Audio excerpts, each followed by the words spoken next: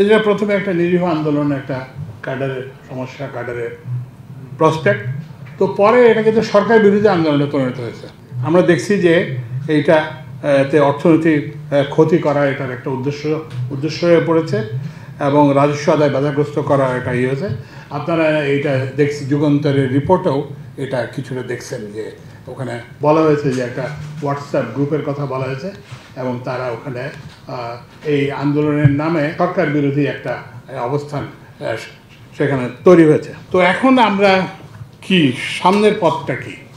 তো সামনের পথটা হচ্ছে যে আমরা যেটা বললাম যে অধ্যাদেশের কিছু ত্রুটি আমরা আইডেন্টিফাই করেছি, তো সেই ত্রুটিগুলি আমরা সংশোধনের জন্য সরকারকে পরামর্শ দেব। এরপর হচ্ছে যে এনবিআর কিন্তু আর থাকবে না এবং এটা কিন্তু সবার জন্যই ভালো, কারণ এনবিআর নাম শুনলে, এনবিআর চাকরি করলে শুনে মানুষ একটা লম্বা হাসি দেয়। তো এই হাসিটার অর্থ আপনারা সবাই জানেন কেন হাসি দেয়।